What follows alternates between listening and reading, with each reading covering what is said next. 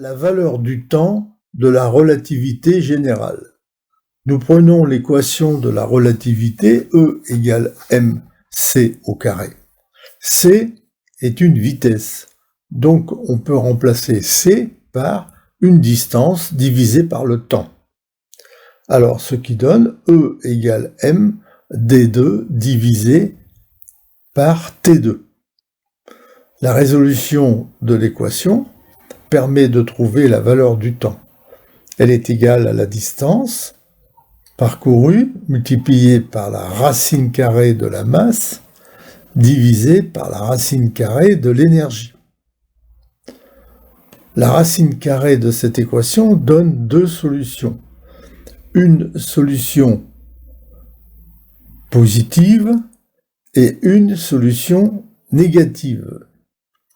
Dans cette démonstration, nous garderons la partie positive du résultat.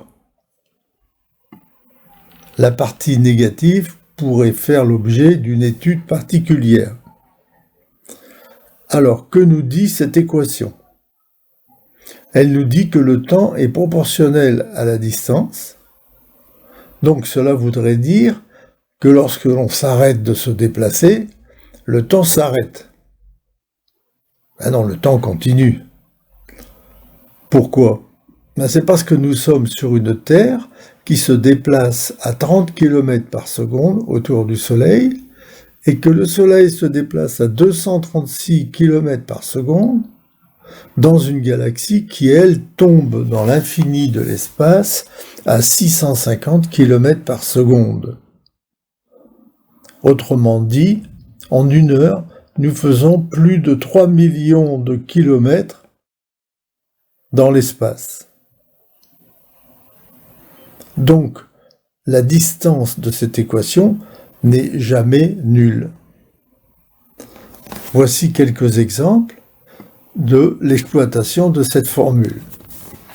Par exemple, vous êtes entre amis, vous avez une bonne discussion, une bonne ambiance, vous passez un bon moment, tout ça, puis d'un seul coup, il est déjà l'heure de partir. Le temps a passé vite.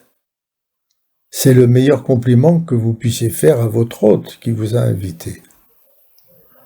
On n'a pas vu le temps passer. Alors, qu'est-ce qui s'est passé?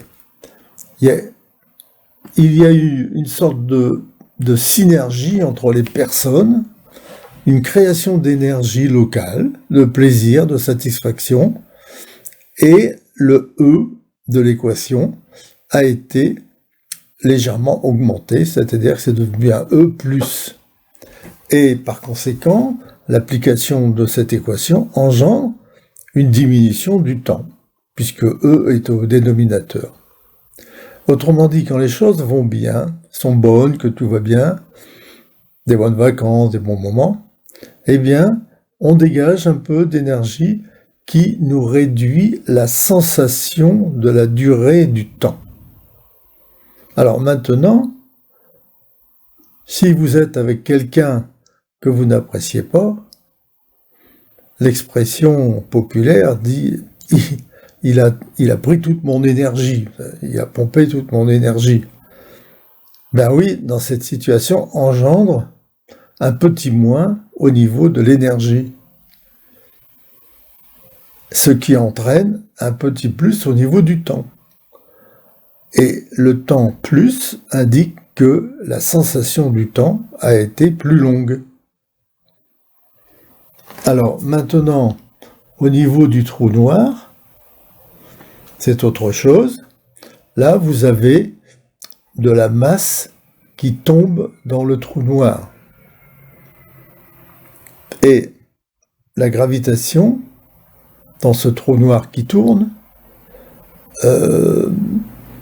au fond du trou noir, la masse devient plus petite parce que la gravitation a transformé la matière en énergie, suivant l'équation de la relativité. Alors, dans l'équation, le m diminue et l'énergie augmente.